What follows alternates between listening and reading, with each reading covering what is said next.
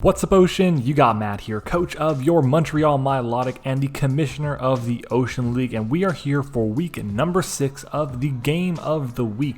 If you guys are new, this is the highlights, the showcase games of Division 1 and Division 2 of the Ocean League. We're going to be going over 2 fantastic games that you guys have voted on, the coaches of the Ocean League, and I hope that the rest of the viewers who are watching this can either learn something new, get entertained by it or something as well, and just honestly have a good old time with it, because I don't know what's going on right now. I do not know the matchups. I know the matchups because I imported them into the system, but I didn't really look at them in depth. But I also have no idea what is being brought to these games, and I also don't know the results of these games at all. So we're going to hope for a really fantastic game over here, a really fantastic set of games over here, and hopefully we can all learn something from them, and we can just showcase some really either cool sets or some great play. So we'll see what happens, but as always, guys, I do want to remind you to leave a like on the video, and of course comment your thoughts on the battle down below. And at the same time, subscribe to the channel too. We are on the road to 2,000 subscribers, and we're hoping to get there before I'd say halfway through the year. We're a pretty long way away, but I know we can definitely do. We got some big plans coming up, so make sure to stick around for that. But let's go ahead and jump into it. So looking at the first battles between Infinite Lord and Frandily. Now, I'm pretty sure Fran's team has been showcased before, so I mean, this is the second time around. I'm pretty sure. I could be wrong on that, but pretty sure. Regardless, really interesting matchup here. Just looking at it off the bat, the France team is really good. It's very, very strong here, and Infinite Lord's team is going to be, it's going to be tough. The fact that, I mean, look, I hate Galarian Slowking, but against the team with Scrafty, with Mega Scizor, and with Mega Garchomp, it shouldn't be too difficult to break, to be honest. There are a couple decent answers to ground types on Infernape's team. There is the Thundurus, which is immune. Zarude is pretty bulky and is resisting the hits, and that's pretty much it though. But Alomomola is also super fat and it can really just dish out damage back. It does get Ice Beam with Wish and Regenerator. It can keep itself healthy pretty effectively, so we'll definitely see there. Cinderace does outspeed all of Frandily's team except for the Crobat. I believe it outspeeds Whimsicott too, so that's pretty good there. It also does pretty much wall Whimsicott like indefinitely. If you run like an Assault Vest set, you actually guarantee will wall the Whimsicott, because the best it can do to hit you is like Hurricane. That's it. And to be fair, Hurricane's, while it's a strong move, it's only got 70% accuracy, and Whimsicott isn't exactly the strongest Pokemon in the world. So we'll see, but hey, it is what it is. Definitely a really uphill battle for Infinite Lord though, in my opinion, because the rest of the team that Frandily has is still so scary. There's a Rotom Wash, which can really effectively take on a lot of different Pokemon. Victini is such a pain for this team to switch in on. Like, let's look at it. The team that has this team, Infernape's team, has 3 Pokemon that are above base 100 speed. Cinderace, I believe, 119, Zarude at 105, I believe it is, and then Thundurus at 101. That's it. So if this Victini comes in on something like the Darmanitan that's locked into an Ice move, or the Slowking, or the Stunfisk, V-Crate is going to do a ton of damage. And yes, there's the Alomomola, but one trick Scarf on that thing cripples it. So you got to be very careful playing around that. We'll see what happens there. In terms of a beneficial Pokemon that Infinite Lord has, I definitely think that, honestly looking at it, Thundurus Therian can go in. It really can. All that has to happen is the Blissey has to get chipped down. If the Blissey gets weakened, then a Thundurus, with like T-Bolt, what else there? I think like Sludge Wave, and then one other coverage move with Nasty Plot should really be able to break this team effectively, because there is only one Pokemon that does outspeed it naturally, or 2 Pokemon that outspeed it naturally on Fran's team, which is going to be the Whimsicott and the Crobat, both of which get hit super effectively by the coverage that Thundurus would be bringing to this game. Darmanitan is not great in this matchup, I don't think. With Golisopod, with Victini, with Mega Scizor. What am I saying? Why are there 2 Megas? What? I don't know why I just realized this. This is totally wrong. Why do I have 2 Megas here? Let's go take a look at the teams again. So give me a second to adjust that. I'm going to do a bit of live editing. It's Mega Scizor, not Mega Garchomp. It's a regular Garchomp. So let me adjust that for you guys right here. This is Garchomp. There we go. And we'll go back to the sprites. Boom, it's fixed. Okay, there you go. So ignore what I was saying. Garchomp is still very scary. It actually is a bit better, honestly, in this matchup than Mega Garchomp would be. So awesome. It's late, I apologize for not noticing that, but that's what happens. So Garchomp with a Scarf is actually pretty solid here. Again, like I was saying before, he has 1 resist and 2 immunities, but 1 immunity is a Minior, which doesn't really have the best matchup in this game. So there's the Thundurus, which is immune, but honestly, once the Thundurus is gone or weakened, then Scarf Garchomp can really put in a lot of pressure against Infernape's team. But yeah, and we didn't even talk about the Mega Medicham, by the way. Mega Medicham is an absolute threat in this matchup. It's really, really good. Like Zen Headbutt, there is no switch in because Scrafty's going to come in. Yeah, it's going to get the Intimidate off, but if there's one wrong prediction and he goes for Drain Punch or High Jump Kick, oh man, just forget about it. It's gonna be it's that tough to deal with.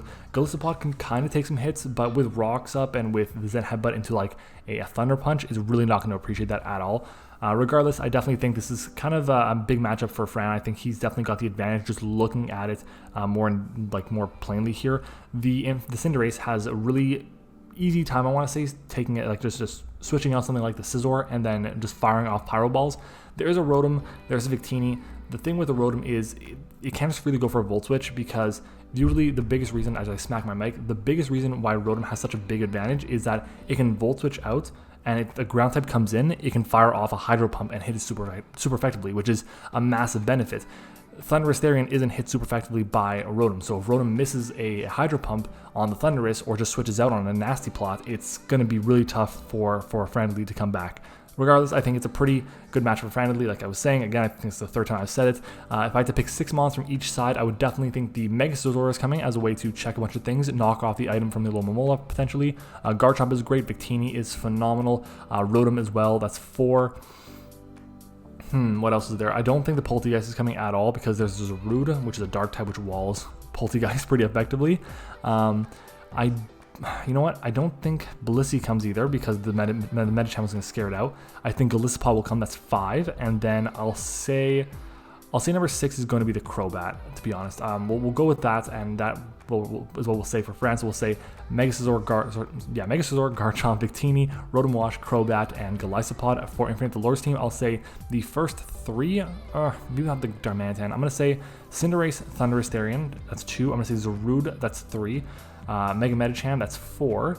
We'll say Galarian Slowking could be pretty decent here. That's 5, and we'll say the Alomomola, that's 6. So that's it. That's what I'm going to say. Let's go ahead and find the battle, and boom, there it is. If I now can show you this, there we go. Perfect. So let's take a look here. We have Infinite Lord's team. He brings the, is that the 6 I expected? No, I said no Galarian Darmanitan, which is fine. And there's a Poltegeist on Fran's team. I'm surprised to see the Poltegeist, to be honest. And the Blissey as well with the Mega Medicham. I'm surprised to see Blissey. Interesting, but hey, it is what it is. Just things I want to notice off the bat. Fran's team is very slow. There's one Mon that's above base 100. That is the Garchomp, and that can be very, very bad for him because even though Garchomp does outspeed the Thundurus Therian, it can't hit it for super effective damage, and Thundurus Therian can really boost up and hit it with like a super effective, or a stab, what am I saying? It can hit it with like a +2 Dark Pulse or something, which can definitely cause a lot of problems for Infernape's team. So we'll see what happens. If I had to pick some leads, let's say, I think the Galarian Darmanitan is a pretty free lead, especially if it's Choice Scarfed, and I think the, let's say the Victini as well. I think Victini and Darmanitan are going to be the leads here, so we'll see what happens. Let's go ahead and get started. We'll put to slow, as it's the Cinderace instead against the Rotom Wash. So it's completely off, but definitely an advantage for Fran's team as we see a U-turn come out, and it is Rocky Helmet on the Rotom. That's very nice to have that extra bit of chip on the Cinderace coming out, as a Volt Switch comes out as well. So that's some nice solid chip damage on the Zarude, as Victini can now come in and click a Scarf or Banded U-turn and do a lot of damage. And we're going to see here he just doubles out into the Scizor as we expect a U-turn to come out here. So interesting. It looks like based on that, I don't think the Victini would be Scarfed if I was Fran, so we'll see what happens. Maybe he's playing that way, but in comes the Cinderace, and the Garchomp's going to come out and take a resisted Pyro Ball. 10% chance to burn, 10% chance to miss, I believe it is, as it's going to take another bit of Rough Skin and Rocky Helmet. So 2 hits of just chip off that. That's big. That's big on the Garchomp there, as it gets up rocks now too. We'll see if the Cinderace is boots or not, but this Zarude is looking like it's going to be defensive, and it fires off the Darkest Lair, doing about half of its remaining HP to the Garchomp there. Not a bad move at all, as we see a Toxic come out. So this was meant to be defensive. It's not going to be taking too many hits. Jungle Healing does recover back some HP, I believe, but I don't think it recovers back the status as well. But in comes the Scizor here, as we're going to see a Darkest Lair come out. That's 35% on the Mega Scizor, and I imagine this thing is going to just Mega Evolve and go for a Roost or a U-turn here, as we're going to see it switch out here to a non-Boots Thundurus, as we see a Mega Evolution, and we see a a Roost here. So that is pretty big there. Scizor can't really touch the Thundurus too much. It's got like knockoff as the best way to hit it. It doesn't get a rock move, as we just see it switch out hard into the Blissey here, which could definitely beat it unless it was carrying superpower. But we see the Volt Switch come out. Maybe it is, we could say maybe it's Scarf, but we know it's definitely got the leftovers at this point.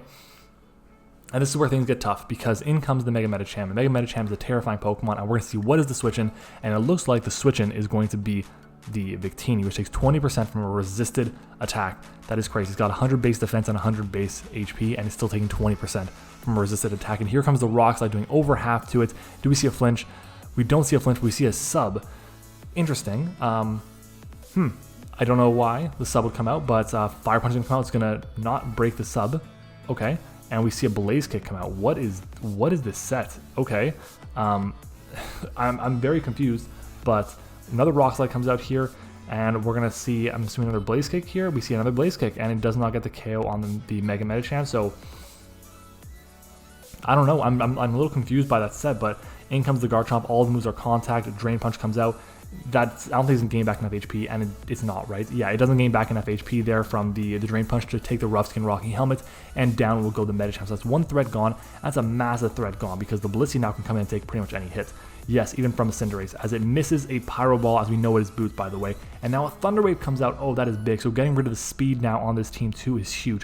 This Blissey legit might just wall the entirety of Infernape's team. It is crazy. But in comes the Poltegeist, as we're going to see a Weak Armor pop off. So we know this thing was potentially going to be maybe a Sash set with Shell Smash. And in comes the Zarude. Zarude being toxic is a great news for Frantically, as Scizor's going to come out. This pretty much just checks the Zarude indefinitely. You see it does less than 30% with the Darkest Lariat. We don't anticipate the Zarude to be running Swords Dance or Bulk Up or something, but in comes the Cinderace now. Again, we know it's Boots, and we're going to see a Roost from the Mega Scizor. Depending on speed here that the Scizor has, he might be able to outspeed the Cinderace, but he just switches out into the Victini as we see a U-turn. The Cinderace will take the hits, and the Thundurus will come back in. Again, that's another 25% off on the Thundurus. I can't help but think that Boots might have been better this matchup over the leftovers, but the fact there's leftovers makes me think maybe this thing is sub. Maybe this thing is running a nasty plot set. But we'll see. But in comes the Zarude once more, and what is he going to go into? Probably the Scizor here. I think that's a very free play, to be honest. Going to Scizor and clicking U-turn is super free. You're not going to outspeed, but you'll be able to be at around 70% at most, at worst I mean. And you see here, now you get momentum as well. What comes in? Cinderace. Cinderace is not going to appreciate taking a U-turn here, as he goes for a sub. Okay, I'm pretty sure sub that's a lot. Like, why sub? I'm confused, but interesting. But a Pyro Ball is going to come out here. See, that's the thing. Like, you have Roost, you have sub, you have a Bullet Punch. What is your coverage move? I don't know. But anyways, in comes the Cinderace, 33% to the Rotom. That's definitely in Blaze range now. Sucker Punch comes out, takes a bit of chip damage from the Rotom as it misses the Hydro. There's no reason to not go for the Volt Switch there at all, as he does outspeed and he does connect this time. So that's fantastic. Doesn't get punished too hard there, which is good. And we're going to see the Darmanitan come in. We know right there it is not Boots. It could definitely be banned, and probably based on that damage, 30% to the Rotom, probably not going to be banned there. But in comes the Thundurus. Are we going to see a Hydro Pump? Or are we going to see a Will-O-Wisp? What are we going to see here? We see a Will-O-Wisp. Okay, good. So that way there's no Volt Absorb popping off, and it negates the leftovers recovery. So at this point, the Thundurus will never be as healthy as it is right now, as we see another Volt Switch come out. It's another kill for the Thundurus here. Now this Thundurus is putting a lot of work since that Garchomp went down. No ground type means you can just Volt Switch around on absolutely everything. But again, in comes the Scizor here. At this point in time, nothing, like the Scizor is just going to wall up against everything pretty much, unless the Slowking is carrying a Fire move, which in all likelihood it probably is, but we see another substitute. I just don't know why. I don't get why the substitute is being run in this instance. It just doesn't make sense to me, but Darkest Lair is going to break the sub. Roost we're going to see here.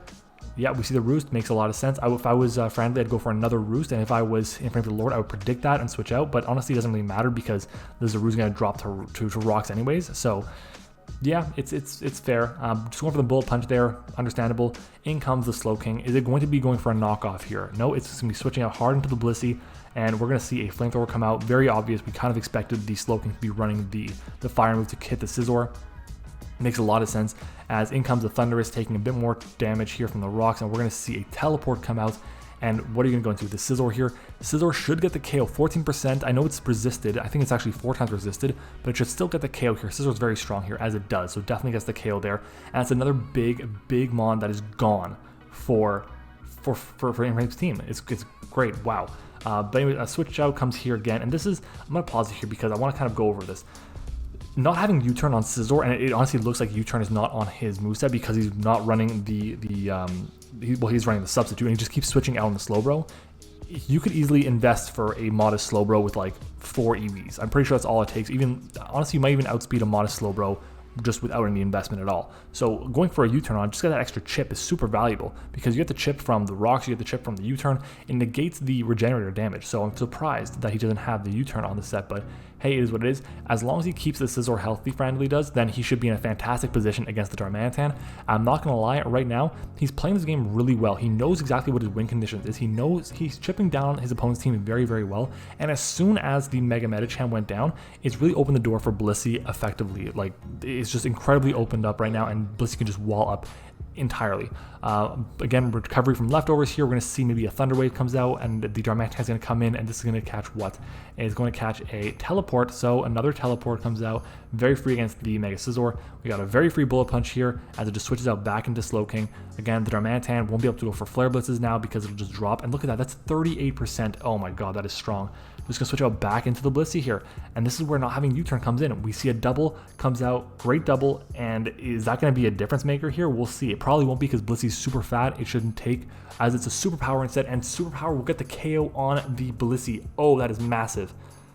Okay, I'm not gonna lie, I don't know why the Poltegeist wasn't just sacked off there. Like, yes, you got the KO here, but Poltegeist should have been the play to sack off, because having the Blissey and the Scizor was a guaranteed win for you. But I mean, hey, except if it's Assault Vest on the Poltegeist, maybe it doesn't do the 36%. As it goes for Trick Room now too. Ooh, that's gonna be close. And it looks like it was a roll, and Fran got the roll. Oh, that's tough. That's tough there. Damn. Okay, well, good game nonetheless. Definitely some learning moments in this game for sure. I think against the Thundurus, going for the not the Thundurus, the Burn Cinderace, and then going for the Volt Switch was a better play than going for the Hydro Pump. But I understand why the Hydro Pump was went for, because there is a Thundurus there that is immune to the Volt Switch and gets back some recovery. At the end of the day, I definitely feel like Fran played this game exceptionally well, just really, really well, was able to make sure he was in the position to be successful pretty much the entirety of the game. He was able to get to the spots he needed to, had a couple of weird plays. The sub on the Victini, I just don't get it. Running Blaze Kick over something like V-Create or something like Blue Flare or Flare Blitz, I get you're running a subset. It kind of clashes a bit, but still, I am a little bit surprised on that. But hey, it was a good game nonetheless. I definitely think, again, Fran had the upper hand throughout the entirety of the game and was able to get to where he wanted to be. And while this game wasn't necessarily the most exciting game in the world, it's still important to show what happens when you execute your game plan perfectly. Losing the Blissey later on could have been bad if the Slowking did not get the roll, or the Scizor did not get the roll on the Slowking, because if it gone for Flamethrower, gets the KO on the Scizor and has 1% left even, and we can honestly see maybe it'll get a KO with a Shadow Ball on the Poltegeist. You never know, but hey, it is what it is. Great game nonetheless. 40 turns in, and that's going to be it for this game. We're going to move on to Game of the Week for Division number 2, as I'm going to pop this up. Boom, there we go. So we have Game of the Week for Division number 2 here. We have the game between Pez and the game between Pat Mac. Now, these guys are both in my front office, so shout out to these guys. Appreciate them both for helping us out for this season of the AP Academy and for the NCP. But let's go ahead and jump into the matchups for these. So, Pez's team, looking at it right now, we got a battle between the ground flying types, Landorus versus Gliscor, and we see the Urshifu Rapid Strike. The problem is there's a Volcanion right there, and there's also a Togekiss, which Togekiss does a really good job of walling Urshifu Rapid Strike as well, just so you guys know. This is honestly just a team with a lot of power on both ends. Both these teams, and we have another Zarude week. Wow. Okay, so look, I'm just trying to look at another Victini too. Insane. So I'm just gonna quickly take a look at it. I'm thinking like, it honestly looks like if the Victini gets weakened, then it can really be just a game over for the Metagross. Metagross can really put in a lot of work in this matchup, and I'm pretty sure that Adrenaline Orb still pops if the Intimidate failed because of Clear Body. So that could be a set as well, just so you guys know, because like if you look at like Zen Headbutt, Ice Punch, and honestly, I don't even know if you need a Steel move. You can just run like Earthquake instead for the Victini. And the Raikou, of course, and that can put in a lot of work. Even then, does it really need that Headbutt? You can go with Meteor Mash.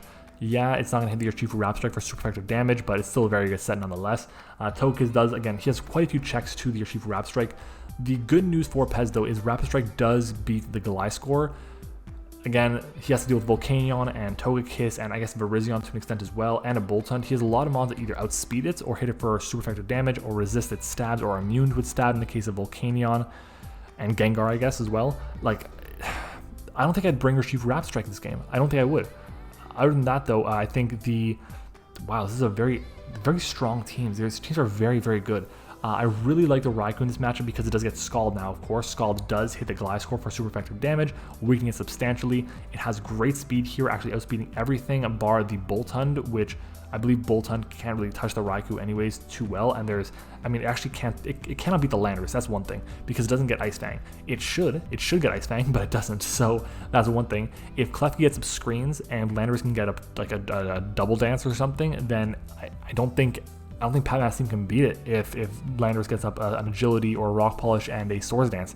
It's going to be very tough. Yes, there's a Gliscor, but Gliscor can get beaten by a rock move and really worn down effectively throughout the course of the battle, especially if it's not running Protect or Roost to recover back the HP. And that's kind of the downside to running Gliscor, because you might think like, oh, I want to run Roost for that guaranteed recovery, or you say I want to run Protect because I want to make sure I'm going to guarantee get an extra turn of Poison Heal back, whatever it's going to be. Victini does get an Ice move and Glaciate, I believe it is. So I still wait to hit the Gliscor for sure. Victini in general has a really solid matchup this game because it gets access to Fire, it gets access to Ice, and it gets access to Electric coverage, which hit the big mons on his team for super effective damage. It doesn't hit the T-Tar for great damage, but it does get U-Turn, it does get fighting moves as well, so that is something to note.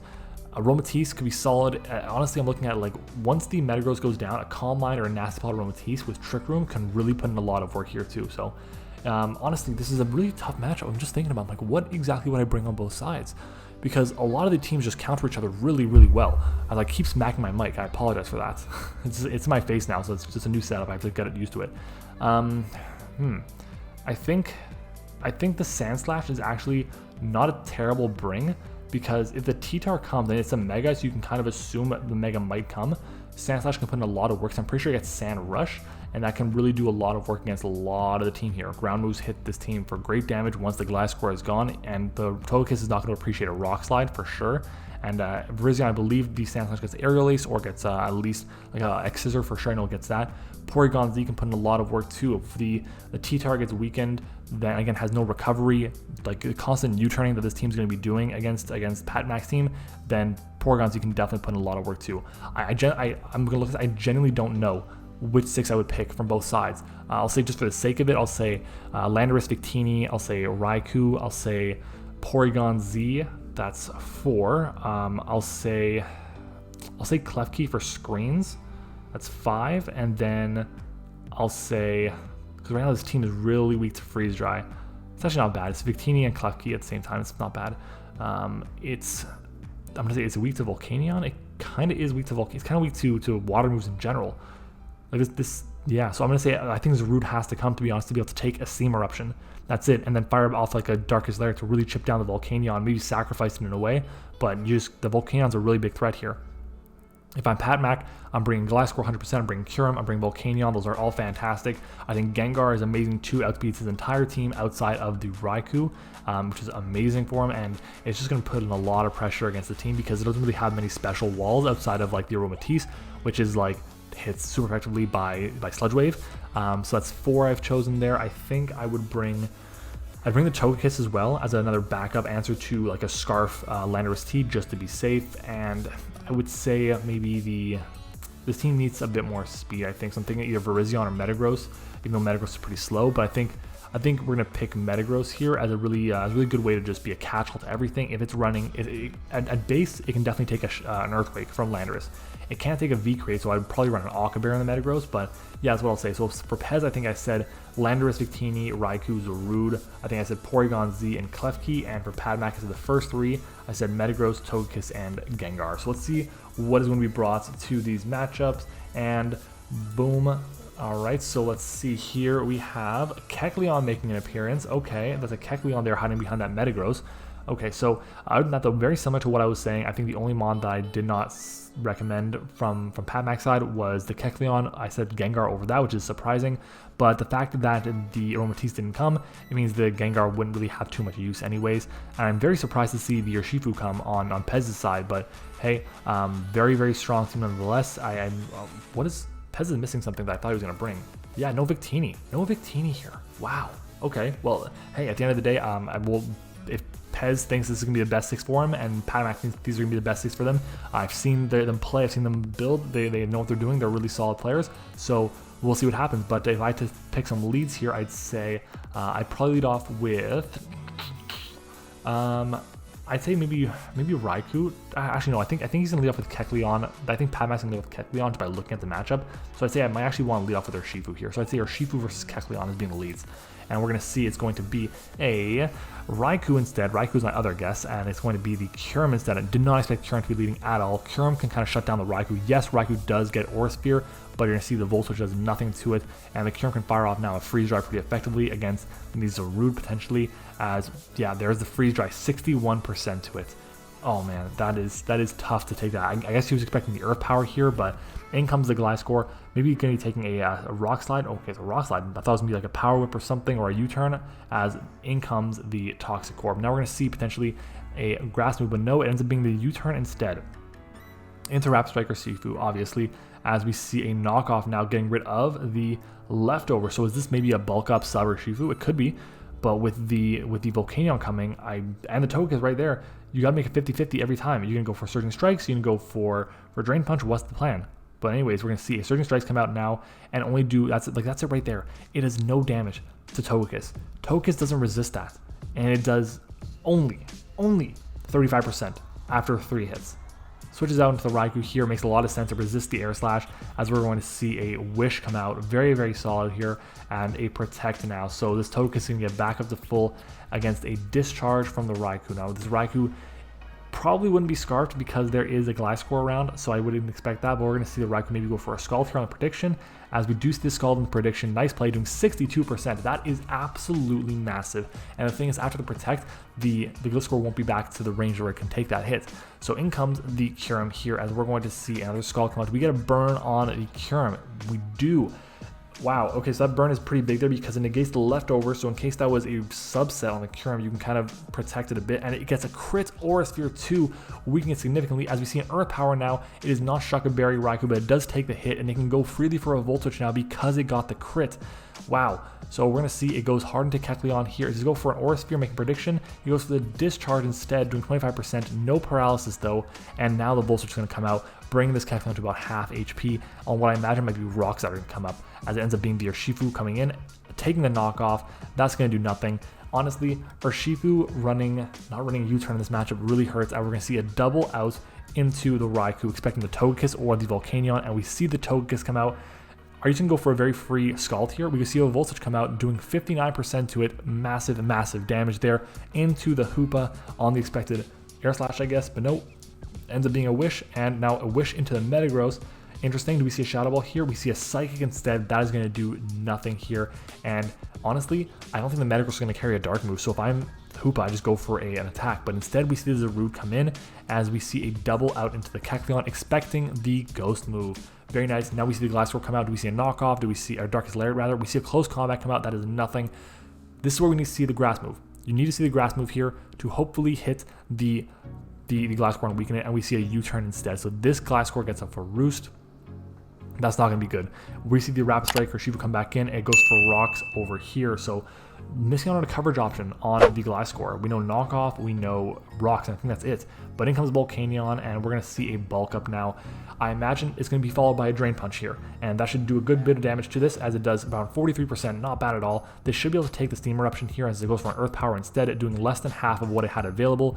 Imagine another Drain Punch, yep, bingo, and that's going to get back some good bit of recovery, as we see another Earth Power come out. And honestly, look, yes, if I'm Pez, I'm upset that I'm losing my Urshifu. I'm weakening my Urshifu's getting weakened. And if I'm Pat Mac, I'm upset that my Volcanion's gone because they both had great matchups this game. But having this Urshifu weakened with Togekiss still in the back is massive. But anyways, in comes the Metagross, doing 56% to the Landorus. Having access to Clear Body is so big. In comes the Gliscor here, taking the knockoff. That's a big chunk of damage there, and will be able to KO here. Definitely won't be able to KO here. Doing 31% without an item, no thanks. But in comes the root now. I imagine maybe a Roost comes out. As we see a U-turn, that's going to get the KO. So the first kill of the game for PatMac and his team is going to be on the Zarude, as we see Kecleon come out now. What does Kecleon want to do? Well, it wants to just sit here and be the least expendable member of the team, or the most expendable member. As we see multiple crits come out, and down goes the Kecleon Urshifu Rapid Strike, proving its worth, putting in all that work, and just getting 2 kills in a matchup where I thought it was really, really unfortunately not a great mon. But in comes the Raikou on what I'm thinking might be a Scarf Metagross based on that the way it's playing, as it does get the KO with the Meteor Mash. No attack boost right there. What's it going to do now? Going to go into the Hoopa here. Hoopa is going to be able to fire off a Shadow Ball here pretty freely, no resist, as it ends up getting not the KO, and we know it's not a Scarf Metagross for sure. And it goes for Meteor Mash, and it does get the KO back. Oh man, that's big. Is it Bandit potentially? Maybe it is. But anyways, in comes the Klefki. Klefki can go for Foul Play, but it does have to outspeed as it goes for Thunder Wave instead, and it misses too. Oh, that's big. And in Earthquake comes out, so we know it's not Bandit, that's for sure. And it can fire off maybe a Bullet Punch here to get the KO on the Klefki at the very end. Is that what we're going to see here? We see a Defog instead. It does will not reduce the accuracy, the evasiveness of the Metagross, but it does still get rid of the hazards, which is nice. And this Metagross, putting in finest of work. Metagross. Oh man. You guys know how much I love Metagross. The past season, the BBR has shown that, as we see another KO now for Urshifu Rapid Strike. That is 3 KOs for Urshifu Rapid Strike. It's not looking good for Pez, but it definitely still isn't out. Yes, there's a Togekiss. Honestly, no, I think this game is done. He really can't do anything about it. It's because he can just go for a Wish here. And actually, no, he can't protect. If he goes for Wish here, he misplays. He goes for a Wish, that's the game. You can't protect against it. If he had Roost over Wish, then Urshifu wouldn't be able to beat it. If he had gone for Air Slash, he could still win with the Kyurem. No, he couldn't. Maybe not. It depends on the speed. It depends if that was Scarf Landorus. And it looks like Urshifu Rapid Strike picking up 6 kills against this team? Oh my god, Urshifu Rapid Strike is picking up 6 kills against this team. Because, yeah, wow. Unbelievable. Okay, a lot to unpack here. Wow, okay. If the Togekiss goes for Air Slash against the Urshifu and connects, it kills the Urshifu. At that point in time, as long as the speed creeping was done right, and it's going to be the Gliscor against the Kyurem, Gliscor and the Kyurem against the Landorus, then PatMac has a shot. I'm going to go back here. I want to see how much HP. Yeah, let's look at this. It was at 31%, I believe it was. 31% was the Gliscor. So if it's a Scarf Landorus, it can't go for Earthquake because it's going to lose. It can go for knockoff because it's not going to beat the Gliscor. So what does it go for? A Rock Move? Well, Rock Move probably won't KO the Gliscor from that percent as well. And maybe you never know Gliscor has access to Protect. That's if it was Scarfed. If it wasn't Scarfed and the Kyurem did its job and was made sure to outspeed the Landorus, then it went with Freeze Dry. So I'm looking at this game, and as impressive as it was for Pez, and he killed it, he crushed it with Urshifu. PatMac missed out on an opportunity there to get the KO on the Urshifu and get the win there. And honestly, maybe he forgot about Unseen Fist going through Protect, and that's why he went for the Wish there, thinking I can just Protect next turn, even though he then remembered after, oh no, I can't do that. Damn. Okay, well, hey, Urshifu getting 6 kills, I'm a fan. You guys know how much I love Urshifu Rapid Strike, so it getting 6 kills is awesome. But guys, that's going to be it for this video. We have about 30 minutes of commentary here on 2 great battles, 2 really strong battles between PatMac and Pez, and between Infinite the Lord and Frandily. Let me know which of these 2 battles was your favorite. I'd love to know in the comments down below. Of course, guys, I do want to remind you, we are always aiming for 40 likes on our videos. Last time around, we didn't get really to that like goal necessarily. 40 likes, guys, is what we're trying to get to. 30 at the minimum. I know you guys can definitely do it. Okay, you've done it in the past before, so make sure to go ahead and crush it, like the video, and of course, guys, comment your thoughts on the battle down below. No secret word for this battle because we're going to save that for just the team builders in the NCP and the APA Academy. But guys, I do want to thank you for watching. Again, leave a like, comment, subscribe. Let me know which of the battles was your favorite, which one might have taught you something new, or which one you thought, hey, was a big surprise. But yeah, we had 2 great battles, and that's going to be it. But thank you guys for watching. I hope you enjoyed it, and I will see you guys all next time.